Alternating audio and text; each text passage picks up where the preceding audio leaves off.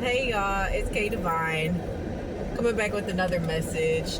Before I get into it, I really just want to thank those of you that have been leaving comments and just those encouraging comments of it's so it always kind of shocks me a little bit, especially with my channel being so small, still new, and when I get comments from people and they're like, I'm so glad I found your page. I'm so glad that, that I listened to you, or keep coming with the messages. Like, that is so encouraging, because there are so many days where I'm like, I don't even know what I'm doing. I just be saying stuff and posting it on the internet. I'm like, I don't even know if I'm really making an impact. So to know that you guys really do enjoy my content, that you keep coming back, that is an amazing feeling, and I really, really cannot stress you enough how appreciative I am of that. Now let's get into this message. I often self-reflect, and today, as I was kind of running my late night errands, it's only 8 o'clock, but to me it's late. Running my late night errands, I'm like thinking to myself about my mom. I had a conversation with my healthcare advocate at my dentist office today, as we were creating a treatment plan for some of the issues that I have, and how to move forward. And we ended up talking about letting go of toxic parents, and he said something that no one has ever said to me before when I talked about letting go of my narcissistic mom. And it was, I'm proud of you. No one has ever heard, I have never heard that from anyone. He was the first person, and it struck me, because I was like, wow. He was like, I'm proud of you, good job, because that's not easy. And I was like, yeah, it wasn't easy, and it's definitely not what I wanted to do. And I think that's a common misconception when it comes down to letting go of a narcissistic parent, in my case, my narcissistic mother. And with that had to be my entire family, because I already knew that my mom's siblings and her other child, my sister, they were just going to take her side regardless. Nobody was going to hear me out. It was always like, well, it was always excuses for her. And I'm not here for that shit no more. And as I was kind of self-reflecting on that conversation, I think it's important to note, especially if you are an adult child that has gone no contact or very low contact with a narcissistic parent, because you may have some obligations, like your narcissistic parent may help with child care or may help with certain things, or you might live with them. So you can't go no contact if you living in somebody's house. That's just not possible. Just in case y'all didn't know that, like, you can't be no contact with someone that you live in the same house with. That's not how that works. You can be low contact. You can, not tell them everything, not tell them your next moves, but you live under someone's roof, you gotta respect their rules regardless of how you feel.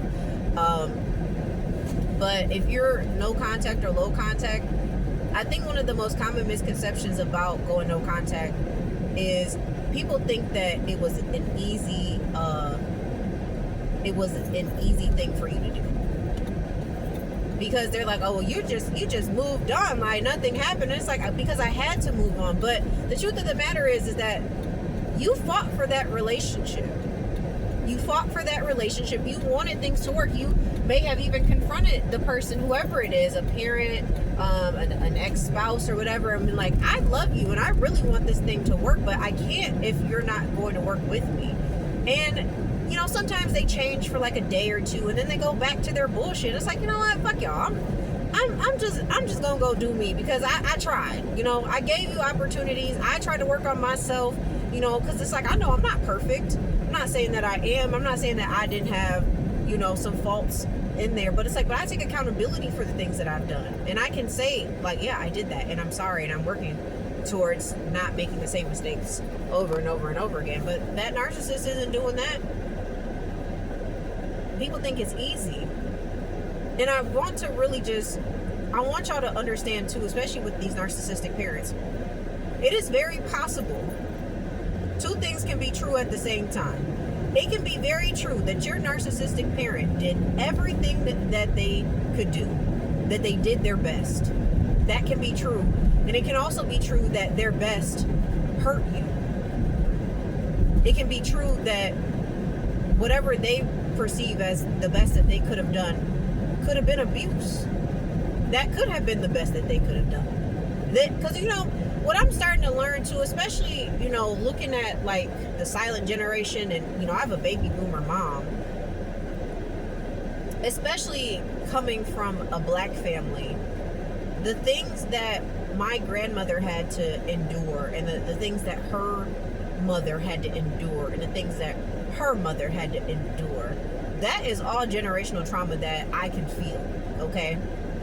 And it does not help because, like, my family, we're a mixed bag of black people. I'm the lightest skinned black person in my family, okay?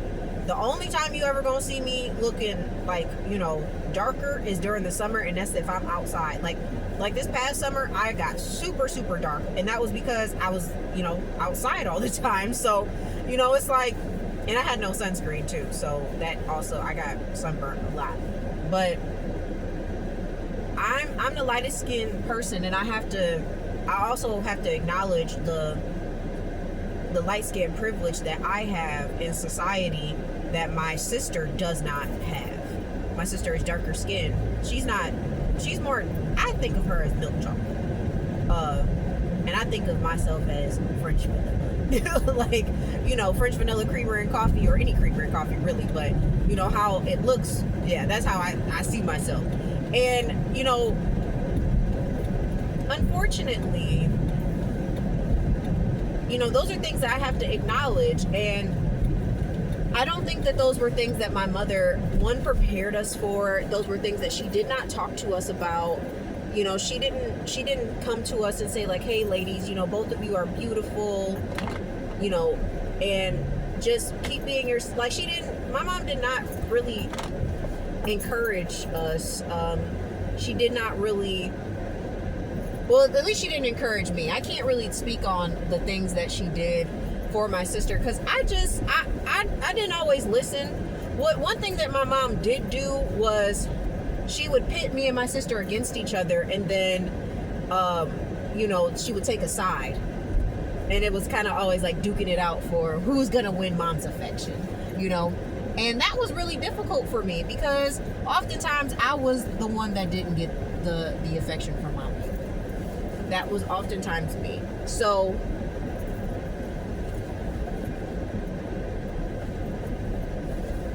I do believe that my mother did her best. I do. I wholeheartedly, fully believe that my mother did her absolute best. I do. I believe that. I believe that my mom did her best, and her best hurt me. Okay? I know that my mom didn't grow up with a mom that was encouraging. She didn't grow up around people who encouraged her. She told me a couple stories as I got older, which I wish she would have told me when I was younger. But when I was older, she told me that when she was going to college, she ended up getting accepted at MSU. And basically, like, her teachers at her school were trying to tell her, like, you're not going to make it. You're not going to make it there. Like, a lot of people don't make it. Like, you're smart, but, like, she was around adults that didn't have the opportunity to achieve something higher. So they didn't believe that it was possible for other students. Like, they didn't believe that it was possible for the students. I mean, because my mom grew up on the east side of Detroit. A lot of people didn't make it out of that. She told me a lot of different stories about some of those people. She told me about, like, one of her classmates that started getting pregnant in, like, 8th grade, and she just kept getting pregnant through high school. She was 13 when she had her first baby. She was on her, like, 4th kid by the time they graduated high school. It's stuff like that. Like, she grew up. If you've been to the east side of Detroit, you know.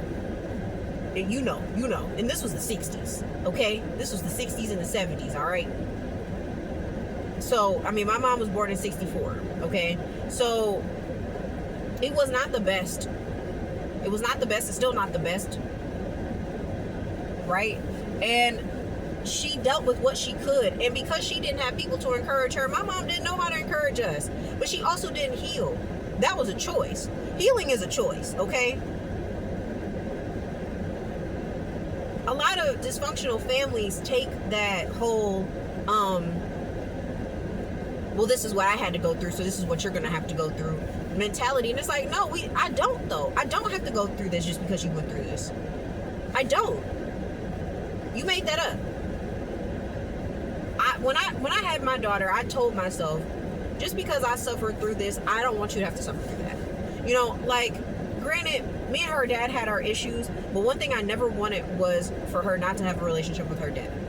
And there was a point in time where I was going through some stuff where she didn't see him, and I feel so terrible about that now. But at the time, I was scared of what was going on. And if y'all know anything about what happened, like if y'all were watching some of my videos in the beginning, you know that I was going through a lot last year, and I didn't know who to trust. I didn't know what to trust, and I just wanted to protect my baby. But I always wanted my daughter to make sure that she had a good relationship with whoever her father was going to be, or my children in general. And my partner is a great dad, okay? He's a great dad. He's not perfect, but he's a great dad. No one's perfect. I'm not a perfect mother. One thing I also wanted was, I didn't want my daughter growing up in an environment where her efforts aren't acknowledged. I didn't want her growing up in an environment where I'm not paying attention to like what it is that she's doing, because I've noticed very early on how smart my daughter was, even before she started talking. And she's 2, she's about to be 3, but she's speaking in full sentences. She has full-blown conversations with adults. Okay? She is super, super smart. And the doctors already said that she can start school early. So I'm like, man, I don't know. It makes me nervous because I know I was like that when I was younger. And my mom didn't encourage me. I was told to shut up, you know? And I don't want my daughter to feel like she can't express herself and be who she is. And that's the difference between me and my mom. My mom wanted to hide me. She wanted me to shut up. She wanted me to be the child that she could just throw away. And I'm not going to do that to my daughter. So maybe my mom did do the best that she could. And it's true that what she did hurt me in many ways. It's very, very true. There's a lot of things that she did that hurt me. There's a lot of things that she continued to do into my adulthood that hurt me. It wasn't just what she did while I was growing up. It was about the way that she had to critique me, the things that she would say. Like, you know, that's why I was having this conversation with my health advocate, and I was telling him, like, you know, people always say, oh, well, that's your mom. You only get one mom. You only get one dad. But no one ever talks about, or no one ever acknowledges or says to you, wow, what does a parent have to do for you to not want to speak to them? For you to want to go no contact with them? That's crazy. Like that, they're like, what did they do to you? No one ever says that. Ever. And it hurts the person, it hurts the victim, because it's like, you weren't in that house. You weren't here. You were not there when I was suffering, when I needed help, and I was being punished for not understanding.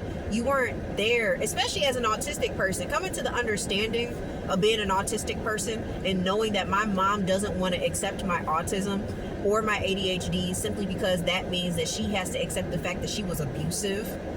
She has to say that shit out loud. Or they'll put it all on me. Because I think one of my cousins was diagnosed with Asperger's, which doesn't exist anymore. It's autism level 1.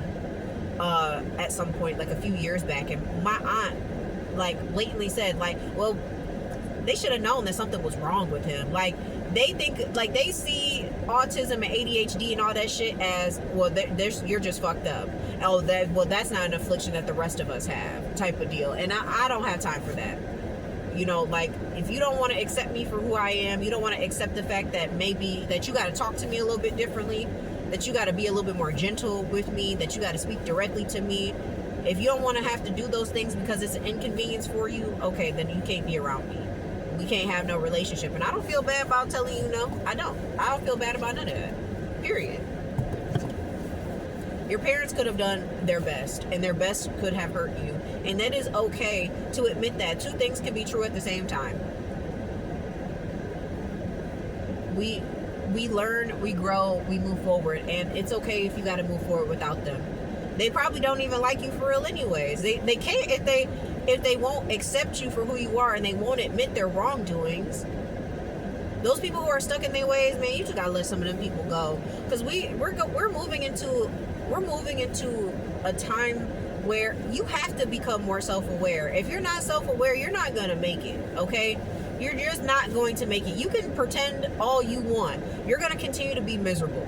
You're gonna continue to act as if nothing hurts you. You're going to be miserable. That's not how life really is. You have to be in tune with yourself in order to move forward, because then stuff won't bother you as much. You won't harbor onto feelings as long. And I'm not saying that you won't be grieving. It's hard because you still got to process a lot of stuff.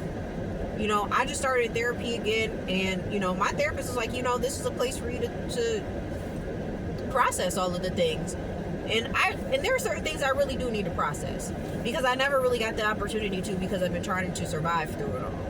And it's okay that you had to survive, but now you need to breathe and you need to rest. Okay? You need to rest. So rest in knowing that you also did everything that you could do and that you did your best. Whether people like your decision to go no contact or walk away from the relationship or not, it's really ain't got shit to do with anything. And they can feel a type of way if they want to. Period. They can feel however they want to feel. It doesn't mean anything. It's still your decision. And if that's the choice that you had to make for yourself in order to maintain your peace, and so that you can move forward, raise your kids, or do whatever, you know, go out and adventure without the voice that, you know, because that's really what holds you back. That's really what gives you anxiety, when you're trying to impress all these people who you're never going to impress. When you're trying to get the approval of people who have made it very clear to you that they really don't give a fuck about you. Okay? That's where you have to come into the understanding of you did everything that you could do, and it's okay. All right? I love you guys. It's your girl, K Divine, and I will see you later. Bye.